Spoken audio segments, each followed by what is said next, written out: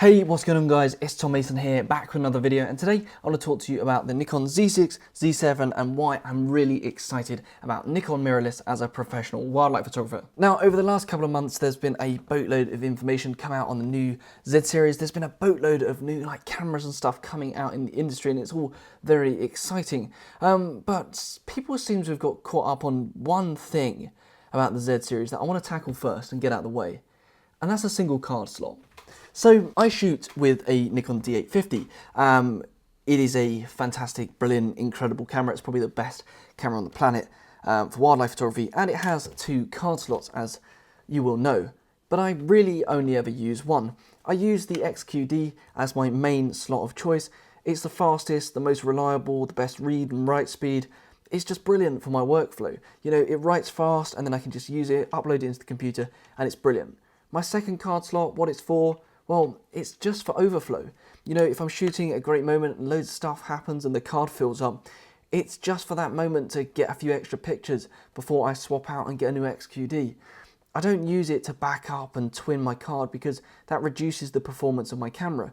And you don't spend, £3,500 on a camera to reduce its performance. So I really don't think the single card slot is that much of a big deal. I get it, if you're a wedding photographer, stuff like that, it could be something that's integral for your shooting. So in that way, maybe the Z series won't be for you.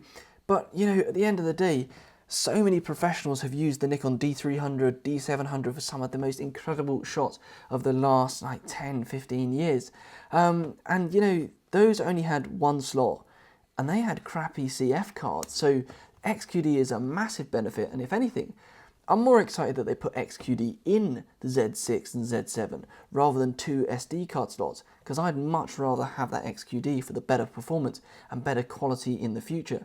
You know, that's going to last great, and the fact that it's going to be upgradable to CF Express in the future is really, really good news. It shows a commitment to the changing industry and everything like that, and I'm really excited about that. But if two card slots, you know, you're going to find it a massive problem.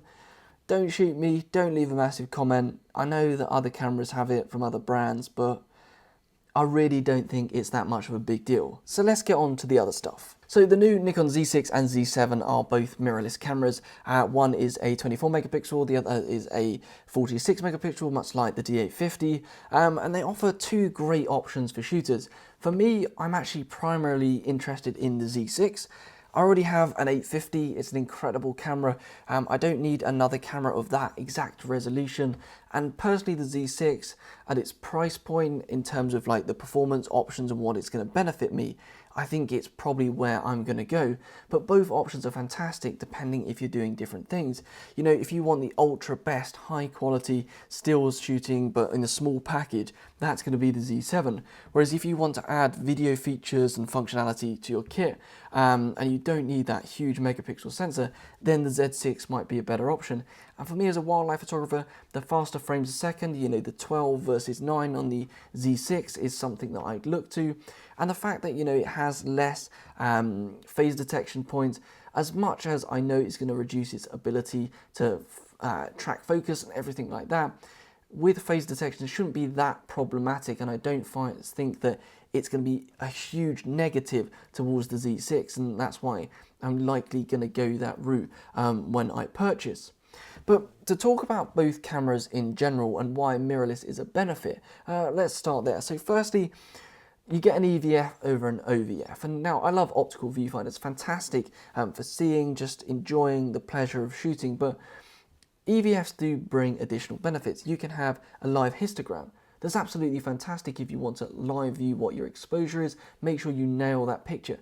If something's only going to happen once in your whole lifetime, being able to make sure that your histogram is exactly where it should be before you press that button is going to be a really nice feeling. And also being able to have zebra stripes and focus peaking is going to be really, really cool. Just think when you're manual focusing, you'll be able to get that focus peaking just perfect. You know, even if you're using older manual focus lenses, you're going to be able to use focus peaking with them. That's going to be fantastic for legacy lenses and stuff like that, that you'll be able to use on these new cameras and kind of give them a new lease of life that's absolutely brilliant. Now, in addition, mirrorless also has the benefit of being smaller and lighter.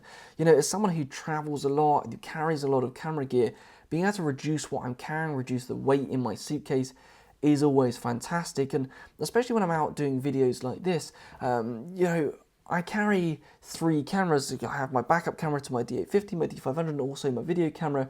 Now I'll be able to just take 2. I can take my D850 as my main still shooter, have that with my lenses, but also have the Z6 to do the video, plus also be my backup stills camera because I can use the adapter to connect to all my lenses. That is absolutely brilliant.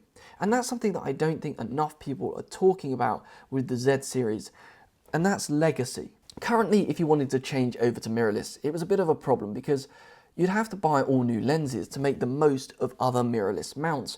And that's a bit frustrating, you know, if you're already invested as I am in the Nikon system with like your £5,000 300 2.8 prime lens, your 24-70 2.8 mid-range, your 70-200, a 105 macro, 20mm, 85mm, and all of those other lenses. It's a big job to switch all that stuff over in one go. So if you weren't going to do that, the other thing you could do is have 2 camera systems, but then you've got to choose which lenses I pick of my old system and which lenses I pick of my new system when I go out the door. And that can be quite frustrating as well. So with the Nikon Z series, what's majorly exciting is the legacy adapter. That FTZ adapter is going to allow you to use any of your old glass on your new cameras and not only make the most of all the old lenses and get the features that they have, you know, your G lenses, your E lenses, and some of your other lenses, but it's gonna also give you added benefits to your older lenses. For example, my 24-70. I love this lens. It's probably one of my favorite lenses I've ever bought, purchased. It is beautiful. I might even like it more than the 300, but don't tell it. I love this. But one thing that I'm struggling with, you know, I'd really like it to have vibration reduction, so I've been thinking about upgrading to the newer version. However, now because of the Z6 with its in-body image stabilization, I can add this with the adapter to the camera, and I've got a stabilized 24-7 2.8 without having to buy another one. That is a real benefit. And it also means that as I move into the future, instead of having to buy new lenses that don't work with old gear, I can slowly replace things as they start to fail, maybe get too old, and I can replace them over time with a new system, making the most of that transition period without having to just have this kind of like cut-off point where I change over. I can gradually move over, and that's going to be absolutely wonderful and save me a boatload of money, stress, and now I know that with a new camera, I already have all the lenses I need. But just in the future, I might want some additional lenses to make the benefit of the new system even more prevalent. That is just really quite great. So that's pretty much my first thoughts on the cameras and why I'm really excited to get them. You know, I can't talk to you about the autofocus tracking and everything like that because I haven't used the camera. I'm not one of those YouTubers who's going to cast judgment on the camera before he's ever used it. I'm excited to try and use it and integrate with my system because I think it's going to have some major benefits. As someone who's shooting video as well as shooting stills, who also wants to get some shots of wildlife, you know, being able to have a silent shutter and all of those things are going to be really cool as a wildlife photographer. And the fact that all these new focus and tracking modes are going to be really exciting for shooting in the field, so I can't wait to try them. But I'm not going to write anything off yet. I'm not going to tell you to buy one, but I really think that looking forward, this is a fantastic step by Nikon because it shows commitment to the old system, commitment to a new system, commitment to progression, and the fact that we can all slowly transition and move over to get the benefits of both systems without having to just suddenly fork out a load of money. And I think that's really, really good. Yes, it only has 1 card slot. Wow. You know, there's so many other benefits to it. You know, as much as I talk about the legacy of the lenses, you've also got legacy with menu systems. Like, you know, when you pick up a camera that isn't your own and you just cannot find anything on it because it's all in the wrong place. Well, on the new Z series, the menus are pretty much the same as I've seen in walkthroughs and stuff as they are on my D850. So I'm going to feel right at home. It's got a nice grip. The button layout is pretty similar. That again is a benefit. It's not a benefit that is obvious from a spec sheet, but it's a benefit that's obvious to someone who has shot with Nikon cameras for 10 years. If I can pick up a camera and use it like I already know how to use it, that is awesome. If I have to look at the back of the screen, go through things and and kind of rack my brain as how I'm supposed to do something that I used to know how to do, that's a problem. I don't want that. So I'm really excited to get the camera, really looking forward to testing it out, putting it through its paces, and giving you guys real good feedback on how it works out in the field. Because I think this is going to be awesome and give us some new benefits to shoot in different ways maybe we haven't tried so far. So that's going to be great. So that's all coming soon, but before then I'd like to know your thoughts. What do you think about the new systems? What do you think about mirrorless in general? Do you think it's going to be good for wildlife photography, bad for wildlife photography?